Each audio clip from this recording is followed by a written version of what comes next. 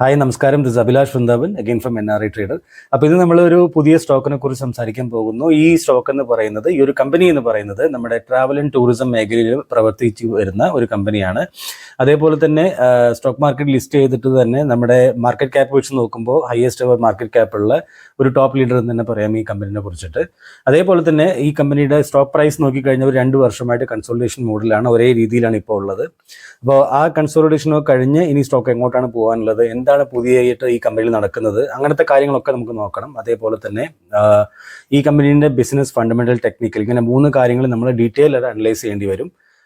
ഇങ്ങനെ ഞാൻ ചെയ്യുന്നത് എന്തുകൊണ്ടാണ്? ആക്ച്വലി ഞാൻ പറഞ്ഞു കഴിഞ്ഞാൽ നമ്മളൊരു ഇക്വിറ്റി ട്രേഡർ ആണെങ്കിൽ നമുക്ക് ഏറ്റവും കൂടുതൽ നമുക്ക് ആവശ്യമുള്ള സംഗതി എന്താണെന്നറിയോ? പേഷ്യൻസ്. ഓക്കെ, അപ്പം ഒരു സ്റ്റോക്കിൽ ഇൻവെസ്റ്റ് ചെയ്തിട്ട് പേഷ്യൻറ്റോട് കൂടി വെയിറ്റ് ചെയ്ത് നമ്മൾ ടാർഗറ്റ് വരെ എത്തിക്കുക എന്നുള്ളതാണ് നമ്മുടെ ഏറ്റവും വലിയൊരു ധർമ്മം എന്ന് പറയുന്നത്. അപ്പം അങ്ങനെ ചെയ്യാനുള്ള പേഷ്യൻസ് ലെവൽ നമുക്ക് ഉണ്ടാവണമെങ്കിൽ അറ്റ്ലീസ്റ്റ് ഏത് കമ്പനിയിലാണോ നമ്മൾ ഇൻവെസ്റ്റ് ചെയ്യാൻ പോകുന്നത് ആ കമ്പനീനെ കുറിച്ചിട്ടുള്ള കംപ്ലീറ്റ് ആയിട്ടുള്ള വിവരങ്ങൾ ഇൻവെസ്റ്റ് ചെയ്യുന്നതിന് മുമ്പേ മനസ്സിലാക്കിയെടുക്കുക എന്നുള്ളതാണ് നമുക്ക് ചെയ്യാൻ പറ്റുന്ന ഏറ്റവും നല്ല കാര്യം. ഓക്കെ, അപ്പോൾ അങ്ങനെ നമ്മളിപ്പോൾ ഈ ഒരു വീഡിയോ കണ്ടിട്ട് നമ്മളിപ്പോൾ അതിനകത്ത് ഇൻവെസ്റ്റ് ചെയ്യാൻ പോവുകയാണെങ്കിൽ തന്നെ ഓക്കെ, ഈ വീഡിയോ എങ്കിലും മുഴുവനായിട്ട് കാണാനുള്ള പേഷ്യൻസ് ലെവൽ നമ്മളുടെ അടുത്ത് ഉണ്ടാവണം.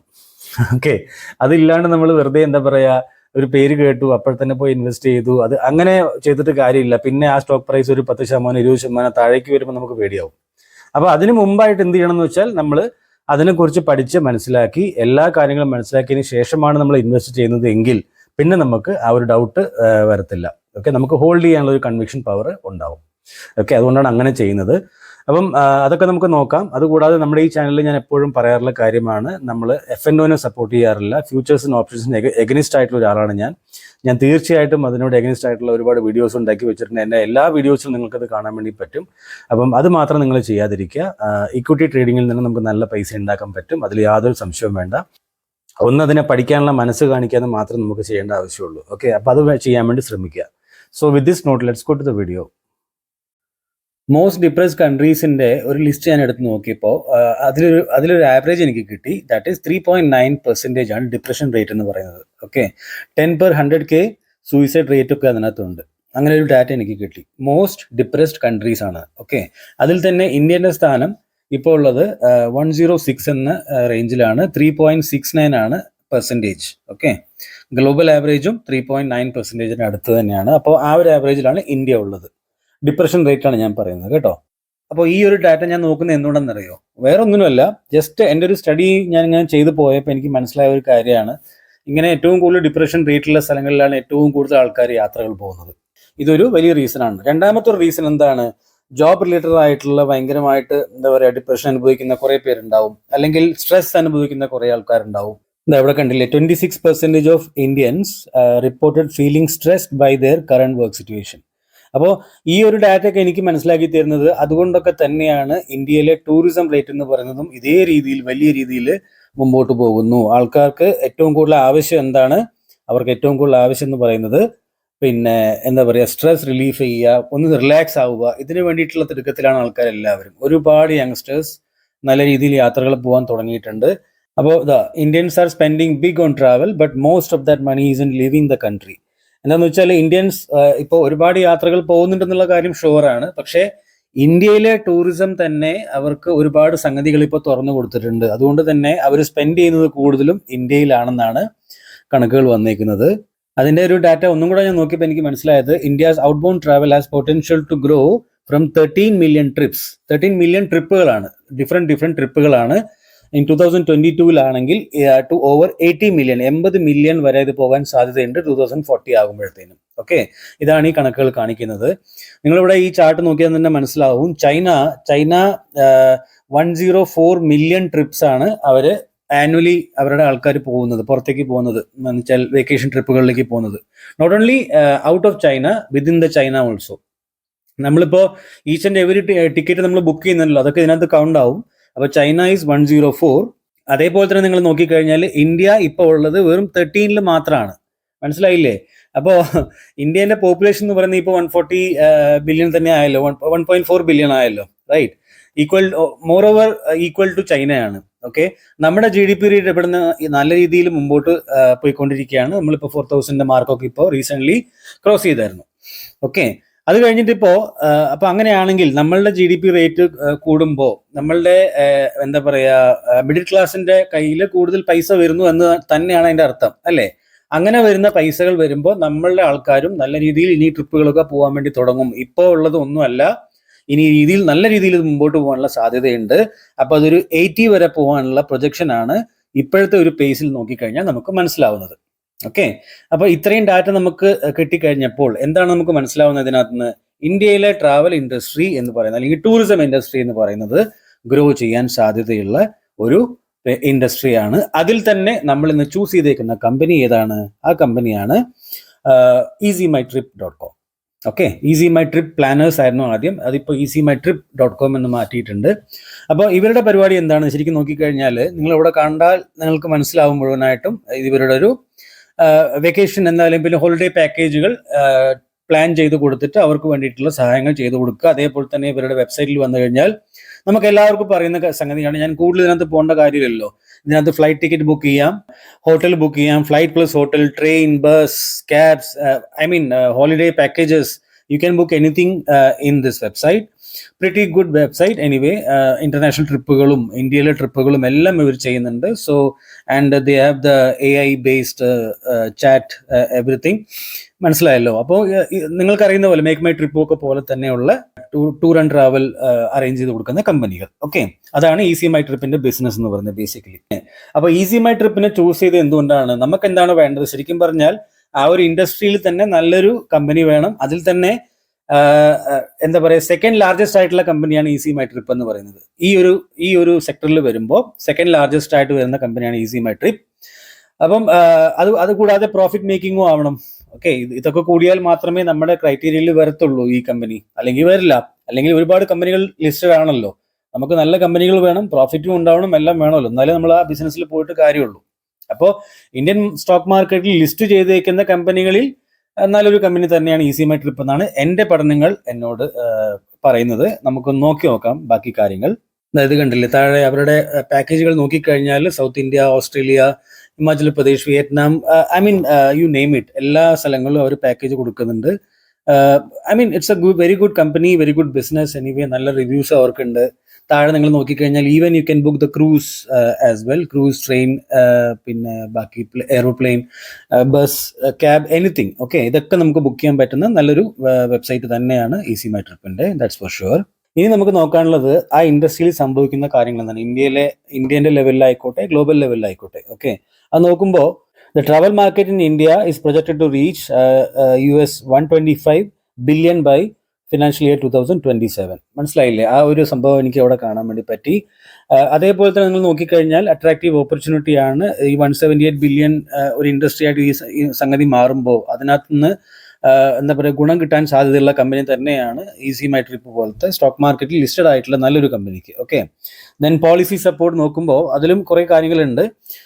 22.1 billion is allocated to ministry of tourism in budget 2023-24. മനസ്സിലായില്ലേ? അങ്ങനെ പോളിസി സപ്പോർട്ടും അതിനകത്തുണ്ട്. ഗവൺമെന്റിന്റെ കയ്യിൽ നിന്നുള്ള നല്ല സപ്പോർട്ടും ഈ ഒരു ഇൻഡസ്ട്രിക്ക് കിട്ടുന്നത് എന്തുകൊണ്ടാണ്? കാരണം ഈ ഒരു ഇൻഡസ്ട്രിയിൽ മാത്രം നമുക്ക് ഗവൺമെന്റിന് ഒരുപാട് ഗുണം കിട്ടുന്ന വേറൊരു സംഗതിയാണ് ജോബ് ക്രിയേഷൻ ഉണ്ടാവും. ഒരുപാട് ജോബുകൾ ക്രിയേറ്റ് ചെയ്യാൻ പറ്റും ഈ ഒരു ഇൻഡസ്ട്രിക്ക്. എന്നാലോ ഒരുപാട് എന്താ പറയുക അസറ്റുകൾ വേണ്ട. ഒരു ലാപ്ടോപ്പ് ഉണ്ടെങ്കിൽ തന്നെ നമുക്ക് എവിടെ നിന്ന് വേണമെങ്കിലും ഈ ജോബ് ചെയ്യാൻ പറ്റും ഇവരുടെ എംപ്ലോയീസിന്, റൈറ്റ്? അപ്പൊ അതൊരു വലിയൊരു ഗുണമാണ് ഗവൺമെന്റിന്. അതുകൊണ്ട് തന്നെ ഇവർ ഇതിനെ നന്നായിട്ട് ഇവർ പ്രൊമോട്ട് ചെയ്യും. ബാക്കിയുള്ള കുറച്ചുകൂടെ കാര്യങ്ങൾ നോക്കുമ്പോൾ according to WTTC, India is rank 10th among us 185 countries in terms of travel and tourism. അതേപോലെ തന്നെ ഇന്ത്യന്റെ GDP-യിൽ $191.25 billion എന്താ പറയുക ഒരു കോൺട്രിബ്യൂഷനാണ് ഈ ഒരു സെക്ടർ കൊടുത്തേക്കുന്നത് ബേസിക്കലി. അപ്പോൾ ഇത് ഇവിടുന്ന് പ്രൊജക്ഷൻ കാണിച്ചേക്കുന്നത് 2029 ആകുമ്പോഴത്തേനും 459 ഏകദേശം ആ ഒരു റേഞ്ചിലേക്ക് ഈ നമ്മുടെ കൺട്രി എത്തുന്നുള്ള കാര്യത്തിൽ റിപ്പോർട്ടുകൾ പറയുന്നുണ്ട്. ബൈ 2028 ഇന്റർനാഷണൽ ടൂറിസ്റ്റ് ട്രാവലേഴ്സ് അല്ലെ expected to reach 30.5 billion and generate revenue of 59 billion for India. അങ്ങനെ ഒരു പഠനം കൂടെ ഇപ്പോൾ നടന്നിട്ടുണ്ട്. ദെൻ നമ്മുടെ മിനിസ്റ്ററിന്റെ ഭാഗത്തു നിന്നുള്ള ഫിനാൻസ് മിനിസ്റ്ററിന്റെ ഇപ്രാവശ്യത്തെ നമ്മുടെ ബജറ്റിൽ തന്നെ പറഞ്ഞിട്ടുണ്ട് 290.64 billion was allocated to the Ministry of Tourism as the sector holds huge opportunity for jobs. മനസ്സിലാവുന്നുണ്ടോ? ഇത് ഇവിടെ തന്നെ അവർ കൊടുത്തിട്ടുമുണ്ട്. ഓക്കെ, അപ്പോൾ അങ്ങനെ കുറെ കാര്യങ്ങൾ ഗവൺമെന്റിന്റെ ഭാഗത്ത് നടക്കുന്നുണ്ട്. സ്റ്റേറ്റ് ഗവൺമെന്റിന്റെ കാര്യങ്ങൾ മാത്രം നോക്കിക്കഴിഞ്ഞാൽ ജമ്മു ആൻഡ് കാശ്മീരിൽ നോക്കിക്കഴിഞ്ഞാൽ മെഗാ ടൂറിസം പ്രൊമോഷൻ നടക്കുകയാണ്. ഉത്തരാഖണ്ഡിൽ അങ്ങനെ നടക്കുന്നുണ്ട്. ദെൻ മധ്യപ്രദേശിലാണെങ്കിലും tourism board has opened a door for private investment within the state by providing all the aid and facility to the investors. അപ്പോൾ സ്റ്റേറ്റ് ഗവൺമെന്റ് സപ്പോർട്ട് ചെയ്യുന്നുണ്ട്. അപ്പോൾ ഇതൊക്കെ കൊണ്ട് ആർക്കാണ് ഗുണം കിട്ടുന്നത്? Tamil Nadu, then Nagaland, many countries, many States അല്ലേ, എല്ലാവരും ഇതിനെ സപ്പോർട്ട് ചെയ്യുന്നുണ്ട്. അത് ഇതൊക്കെ കൊണ്ട് ഗുണം കിട്ടുന്നത് ആരാണ്? നമ്മുടെ മേക്ക് മൈ ട്രിപ്പ് പോലത്തെ, അല്ലെങ്കിൽ പിന്നെ ഈസി മൈ ട്രിപ്പ് പോലത്തെ, അല്ലെങ്കിൽ പിന്നെ ബാക്കിയുള്ള ഏതൊക്കെ കമ്പനികളാണോ ഈ രീതിയിൽ പ്രവർത്തിക്കുന്നത് അവർക്ക് ഗുണം കിട്ടുന്നുണ്ട്. അതിൽ തന്നെ നല്ല സർവീസുകൾ കൊടുക്കുന്ന കമ്പനിയാണെങ്കിൽ തീർച്ചയായിട്ടും അവർക്ക് എന്താ പറയുക, ഇനിയും ബിസിനസ് മുമ്പോട്ട് പോകാനുള്ള സാധ്യത കൂടുതലേ ഉള്ളൂ, കുറവില്ല. ഈ കമ്പനിയുടെ റീസെന്റ് ആയിട്ടുള്ള അക്വിസിഷൻസ് ആരുടെ? നമ്മുടെ ഈസി മൈ ട്രിപ്പിന്റെ അക്വിസിഷൻ ആണ് പറയുന്നത്. സ്പ്രീ ഹോസ്പിറ്റാലിറ്റി അക്വിസിഷൻ അല്ലേ, 12,000 റൂം കീ ഹോസ്പിറ്റാലിറ്റി മാനേജ്മെന്റ് കമ്പനിയാണത് നമ്മുടെ സ്പ്രീ ഹോസ്പിറ്റാലിറ്റി എന്ന് പറയുന്നത്. Spree has diversified portfolio of 45 properties including hotel, resort, clubhouse and guest house across India to expand 200 properties in the next 5 years. അപ്പോൾ ഇവരുമായിട്ട് easy My ട്രിപ്പിന്റെ type ചെയ്തിട്ടുണ്ടായിരുന്നു അവര്. Then Yolo bus acquisition, next generation premium intercity bus mobility platform. Over 3 lakh customers have traveled using his platform across 250 plus routes. Connecting major tier 1, tier 2 and tier 3 cities. അവരുമായിട്ട് അവരുടെ acquisition ഉണ്ടായിരുന്നു Yolo ബസിനെ കുറിച്ച്. പിന്നെ fly big partnership, ഇവരുമായിട്ടും ഈ company partnership ചെയ്തു. അപ്പൊ ഇന്ത്യയിലെ newest ആയിട്ടുള്ള റീജിയണൽ എയർലൈൻ ആണത്. അവരുമായിട്ട് പാർട്ട്ണർഷിപ്പിൽ വന്നിട്ടുണ്ട് അവര്. സ്പൈസ് ജെറ്റുമായിട്ട് പാർട്ട്ണർഷിപ്പിലുണ്ട്. ദെൻ അഗെയിൻ ജസ്റ്റ് ഡയൽ പാർട്ട്ണർഷിപ്പിലും അവരുണ്ട്. Then Nutana Aviation in financial year 2023 Easy My Trip acquired 75% stake in aviation asset financing and leasing company Nutana Aviation Capital, which offers charter solution to customers both in India and abroad. Chartered ഫ്ലൈറ്റുകളുടെ solution കൊടുക്കുന്ന ഒരു കമ്പനിയാണ് Nutana aviation. അവിടെയും അവരുടെ acquisition ഉണ്ടായിരുന്നു. Then Eco Hotel and Resort Limited, അവിടെയും അവരുടെ acquisition അവർ ചെയ്തിരുന്നു. Easy Trip Planners has required 13.39 stake അല്ലെ in Eco Hotels and Resorts in a share swap deal. മനസ്സിലാവുന്നുണ്ടോ? അപ്പം അതും ഒരു സംഭവം നടന്നിരുന്നു. ദെൻ ബാക്കി എന്താണ്? Guide Line Travel Holidays Private Limited ഒരു അക്വിസിഷൻ ഉണ്ടായിരുന്നു. A leading cruise provider dealing in both, എന്ന് വെച്ചാൽ ക്രൂയിസ് ഷിപ്പ് പ്രൊവൈഡ് ചെയ്യുന്ന കമ്പനി, അവരുമായിട്ട് ഒരു അക്വിസിഷൻ ചെയ്തു. എന്ന് വെച്ചാൽ ഇവരുടെ ബിസിനസ്സുമായിട്ട് കൂടിച്ചേർന്ന് വരുന്ന ചുറ്റിപ്പറ്റിയിട്ടുള്ള എല്ലാവരുമായിട്ട് ഇവർക്ക് അസോസിയേഷൻ ഉണ്ട് basically. Then trip shop travel technologies, അവരുമായിട്ട് അക്വിസിഷൻ ഉണ്ടായിരുന്നു. The leading travel solution platform having A large B2B database of Kashmir. അതുകൊണ്ടാണ് അവർ അതിനെ അക്വയർ ചെയ്തേക്കുന്നത്. മനസ്സിലാവുന്നുണ്ടല്ലോ? ഡോഗ് ട്രാവലേഴ്സ് പ്രൈവറ്റ് ലിമിറ്റഡ്, അവരുമായിട്ട് travel service provider operating in central Asian countries, Turkey, UAE and India. അതുകൊണ്ട് അവരുമായിട്ട് type ചെയ്തു. Then geographical expansion നോക്കിക്കഴിഞ്ഞാൽ the company expanded its presence in northern India by opening new franchisee store in Ludhiana, Jalandhar, Delhi and Agra. Okay. Then നിങ്ങൾ നോക്കിക്കഴിഞ്ഞാൽ collaboration with Du Digital. ഇപ്പോൾ recent ആയിട്ട് തന്നെ Ease My Trip has teamed up with Du Digital Global Limited for enhancement and streamlined administrative processes related to visas, passport and identity management. ഒരു super collaboration ആണത്. ഇതുകൊണ്ട് ഇവർക്ക് ഇത്രയും വലിയൊരു പ്രോസസ്സിനെ easy ആക്കി കൊടുക്കാനുള്ള സംഗതികൾ ഡ്യൂ ഡിജിറ്റൽ അവർക്ക് ചെയ്തു കൊടുക്കും. So that's A good thing. Then collaboration with blue smart, അതെന്താണ് അവർ ചെയ്യുന്നത്? Easy My Trip has turned up with blue smart, India's top electric ride hailing service and EV charging super hub operator. Currently it has started operation at Bengaluru and Delhi. Okay, അങ്ങനെ ഒരു collaboration അവർ ചെയ്തിട്ടുണ്ട്. U C അവരുടെ business എന്താണ്? Travel and tourism related ആയിട്ടുള്ള business ആണ്. അതുകൊണ്ട് തന്നെ അവർ എന്ത് ചെയ്യുന്നു? ഇതേ രീതിയിലുള്ള കമ്പനികളുമായിട്ടുള്ള കൊളാബറേഷൻ അവർ ചെയ്തുകൊണ്ടിരിക്കുകയാണ്. ഓക്കെ, കറന്റ് ആയിട്ട് എന്തൊക്കെ ന്യൂസ് ഉണ്ട് ഈ കമ്പനിയിൽ? ന്യൂസ് നോക്കിക്കഴിഞ്ഞാൽ ഇൻഷുറൻസ് ബ്രോക്കിംഗ് സർവീസിലേക്കും അവർ എത്തിക്കഴിഞ്ഞു. Okay, Ease My Trip announce the launch of Easy Trip Insurance Broker Private Limited. അതിലേക്കും അവർ എത്തിക്കഴിഞ്ഞു. ഇതുവഴി ഇനി ഇവർക്ക് ഇൻഷുറൻസും ഇവർക്ക് സെല് ചെയ്യാൻ പറ്റും, ക്രോസ് സെല്ല് ചെയ്യാൻ പറ്റും. എന്ന് വെച്ചാൽ ഇവരുടെ കസ്റ്റമർ ബേസ് ഓൾറെഡി ഇവർക്ക് ഉണ്ട്. ഓക്കെ, അവർക്ക് നേരിട്ട് അവരുടെ ആപ്ലിക്കേഷനിൽ തന്നെ ഒരു ആഡ് കൊടുത്തു കഴിഞ്ഞാൽ അവർക്ക് ക്രോസ് സെല്ലിംഗ് ചെയ്തിട്ട് ആ പ്രൊഡക്റ്റിനെ അവർക്ക് സെല് ചെയ്യാൻ പറ്റും. Then Easy Trip Planners partnered with Zaggle prepaid for expense management service. ഇതാ അത് അടുത്തൊരു സംഗതിയാണ്. ആരാണ് പറഞ്ഞേക്കുന്നത്? റിക്കാൻ പിറ്റി, കോ ഫൗണ്ടർ ആണ് ഈസി മൈ ട്രിപ്പിന്റെ. We are excited about our strategic partnership with Zaggle, a leading SaaS fintech player. By integrating travel booking with expenses reporting, we offer streamlined workflow, policy compliance, and എന്താണ് ഇവിടെ real time visibility into travel expenditure to our corporate clients. ഇത്രയും കാര്യങ്ങൾ ചെയ്തു കൊടുക്കാൻ കഴിവുള്ള ഒരു സംഗതിയാണ് എന്താണ് Zaggle എന്ന് പറയുന്ന ഈ ഒരു സംഗതി. അതുകൊണ്ട് തന്നെ അവർ അതുമായിട്ട് ടൈപ്പ് ചെയ്തിട്ടുണ്ട്. In a rapidly involving travel industry, this partnership underscore our commitment to innovation and delivering unmatched value. ഇതാണ് അവരുടെ കോ ഫൗണ്ടറിന്റെ വാക്കുകൾ. ഓക്കെ, എന്ന് വെച്ചാൽ ഇവർക്ക് മാർക്കറ്റിന്റെ ഡിമാൻഡിനെ മനസ്സിലാക്കിക്കൊണ്ട് എന്തൊക്കെ കാര്യങ്ങൾ വേണം അതിനൊക്കെ അവരെ കൂടെ ചേർത്ത് വെച്ചിട്ടാണ് ഇവർ മുമ്പോട്ട് പോകുന്നത്. പിന്നെ ഇതിന്റെ ടെക്നിക്കൽ ആയിട്ടുള്ള കാര്യങ്ങൾ നോക്കുമ്പോൾ ഈ സ്റ്റോക്ക് ഒരു കൺസോൾട്ടേഷൻ മോഡിൽ കുറച്ച് കഴിഞ്ഞ എത്രയാണ് ഇപ്പോൾ ഏകദേശം 2 ഇയർ കൺസോൾട്ടേഷൻ ആണ് ഇപ്പോൾ ഈ സ്റ്റോക്ക് ഉള്ളത്. ഓക്കെ, ഈ ഒരു സ്പാനിൽ 2 ഇയർ കൺസോൾട്ടേഷൻ ആയിട്ടുണ്ട്. ഇനി ഇതിന്റെ ഫൈനാൻഷ്യൽ നമുക്കൊന്ന് നോക്കണം. ഫൈനാൻഷ്യലിലെ കാര്യങ്ങൾ നമ്മൾ നോക്കുമ്പോൾ മാർക്കറ്റ് ക്യാപ്പ് 8,656 കോടി രൂപയെ മാത്രമേ ഈ കമ്പനിക്കുള്ളൂ. വളരെ ചെറിയൊരു കമ്പനിയാണ് തൽക്കാലത്തേക്ക്. പി റേഷ്യോ ഒക്കെ ഇതിന്റെ വർക്കിംഗ് പിയിൽ തന്നെയാണ് ഈ കമ്പനി ഇപ്പോൾ ഉള്ളത്. 52ന്റെ പിയിലാണ് ഇപ്പോൾ ഉള്ളത്. അതേപോലെ തന്നെ പിയർ കമ്പാരിസൺ നോക്കിക്കഴിഞ്ഞാൽ ഏകദേശം ഇൻഡസ്ട്രി പി അത് തന്നെയാണ്. അതേപോലെ തന്നെ ഉള്ള കമ്പനികളിൽ ഇതിൽ ടോപ്പ് 1ലാണ് ഈ കമ്പനി വരുന്നത്. ഓക്കെ, അതൊരു വലിയ കാര്യം തന്നെയാണ്. ദെൻ ക്വാർട്ടർലി റിസൾട്ട് നമ്മൾ നോക്കി കഴിയുമ്പോൾ എനിക്ക് മനസ്സിലാവുന്നത് സെയിൽസ് നമ്മളിപ്പോൾ ക്വാർട്ടർലി റിസൾട്ട് ഇങ്ങനെ കമ്പയർ ചെയ്യണം. ഇയേഴ്സ് ഡിഫറെൻ്റ് ആയിരിക്കും, സെയിം മന്ത് കമ്പയർ ചെയ്യണം കേട്ടോ. അപ്പോൾ 2020, 21, 22, 23 ഇങ്ങനെ കമ്പയർ ചെയ്യുക. അപ്പോൾ 44 crore, 86 crore, 130 crore, 129 crore ഇങ്ങനെയാണ് ഇപ്പോൾ ഇതിൻ്റെ സെയിൽസ് പോയേക്കുന്നത്.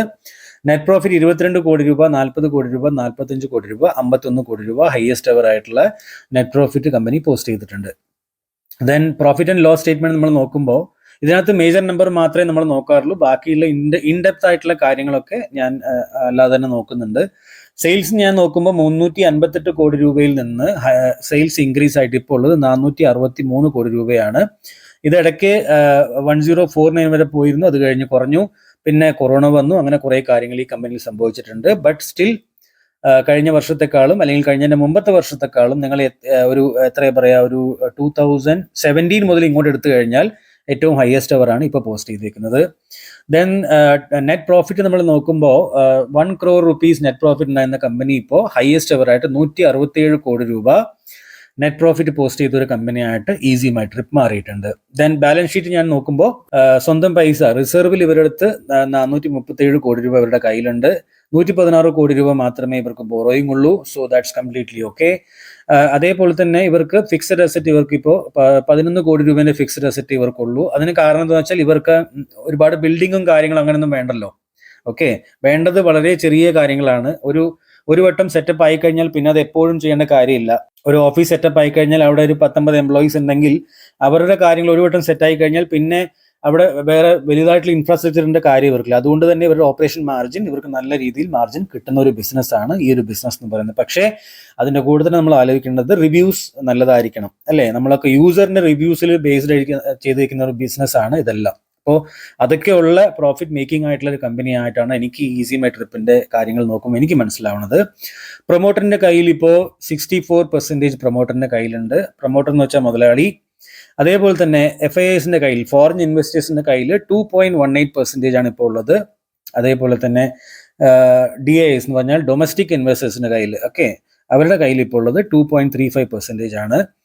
ദെൻ നമ്മുടെ പബ്ലിക്കിന്റെ കയ്യിൽ നോക്കുമ്പോൾ പബ്ലിക്കിന്റെ കയ്യിൽ ഇവിടെ 31% ഇവിടെ കാണിക്കുന്നുണ്ട്. പക്ഷെ 1% സംതിങ്, ഐ തിങ്ക് 1.41% വേറൊരു ആളുടെ കയ്യിലാണ്. ദെൻ വിച്ച് മീൻസ് 30% പബ്ലിക്കിന്റെ ഹോൾഡിംഗ് ഈ കമ്പനിയിലുള്ളത്. സോ ഓവറോൾ എനിക്ക് നോക്കുമ്പോൾ എനിക്ക് കാര്യങ്ങളൊക്കെ വ്യക്തമായിട്ടുണ്ട്. ഇനി നമുക്ക് നോക്കാനുള്ള ഇതിന്റെ ടെക്നിക്കൽ പാറ്റേൺ കൂടെ നോക്കണം നമുക്ക്.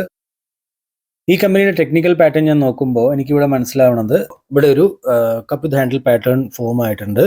അതിവിടെ ഞാൻ ഇതിന്റെ വരച്ച് വെച്ചിട്ടുണ്ട്. ഇവിടെ ഇതിന്റെ കപ്പാണ്, അതിന്റെ മേലെ കാണുന്ന ആ ഒരു സ്ട്രെയിറ്റ് ലൈനിൽ ആ ഒരു നമ്മുടെ കാൻഡിൽസിന് സപ്പോർട്ടൊക്കെ അവിടെ വന്നിട്ടുണ്ട്, അല്ലെ? ഇങ്ങനെ സപ്പോർട്ടൊക്കെ അവിടെ കിട്ടിയിട്ടുണ്ട്. അത് കഴിഞ്ഞിട്ട് ഇപ്പോൾ അത് ബ്രേക്ക് ഔട്ട് ആയിട്ടില്ല. ശരിക്കും പറഞ്ഞാൽ ബ്രേക്ക് ഔട്ട് ആവുന്നതിന് മുമ്പായിരുന്നു പിന്നെ മാർക്കറ്റിൽ ക്രാഷ് ഉണ്ടായതും ഈ സംഭവം താഴേക്ക് വന്നതും. സോ ഞാൻ ഓൾറെഡി ഇൻവെസ്റ്റർ ആണ് ഇതിനകത്ത് നിന്ന്. എന്ന് വെച്ചാൽ ഈ ലെവലിൽ നിന്ന് താഴേക്ക് പിന്നെയും വന്നായിരുന്നല്ലോ, താഴേക്ക് വന്നു. ഞാൻ ഏകദേശം ഈ ലെവലിൽ ഞാൻ ഇൻവെസ്റ്റർ ആണ് ഇതിനകത്ത്. അത് കഴിഞ്ഞ് സംഭവം താഴേക്ക് വന്നിട്ടുണ്ട്. ഇനിയും അത് മുകളിലേക്ക് തന്നെ പോകുന്ന തന്നെയാണ് എൻ്റെ ഒരു വിശ്വാസം. അപ്പോൾ ഇതിൻ്റെ ഒരു ടാർഗറ്റ് എന്ന് പറയുന്നത് നമ്മളിങ്ങനെ ഇതിനെടുത്തിട്ട് ഇതിനെ മൊത്തത്തിലൊന്നിങ്ങനെ അളക്കുക, മനസ്സിലായോ? ഇങ്ങനെ മൊത്തത്തിലൊന്ന് അളന്നിട്ട് അതിനിങ്ങനെ എടുത്തിട്ട് മേലേക്ക് വെക്കുക.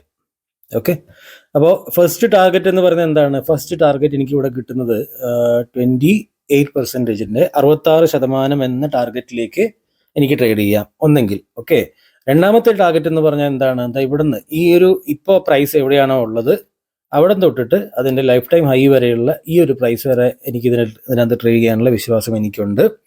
ഓക്കെ, ഇങ്ങനെ 2 ടാർഗറ്റിന് വേണ്ടി തൽക്കാലം ഞാൻ ഇതിനകത്ത് ട്രേഡ് ചെയ്യും. അത് കഴിഞ്ഞിട്ട് പിന്നെ എന്താ പറയുക, ഇൻ ഫ്യൂച്ചർ വേറെ എന്തെങ്കിലും ടെക്നിക്കൽ പാറ്റേൺ ഇതിനകത്ത് വരുവാണെങ്കിൽ ഞാൻ അങ്ങനെയും ഇതിനകത്ത് ട്രേഡ് ചെയ്യാൻ ഉദ്ദേശിക്കുന്നുണ്ട്. ആസ് ഓഫ് നൗ ഈ കമ്പനിയുടെ പെർഫോമൻസും ഇതിൻ്റെ ബാക്കിയുള്ള കാര്യങ്ങളൊക്കെ വെച്ച് നോക്കുമ്പോൾ എനിക്ക് അങ്ങനെ തോന്നുന്നുണ്ട്.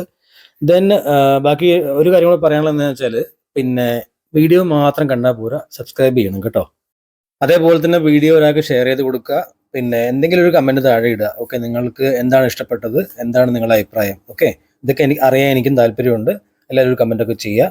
പിന്നെ പെട്ടെന്ന് തന്നെ വേറൊരു വീഡിയോ ആയിട്ട് കാണുന്നുണ്ടാവും. I will see you with another video. By.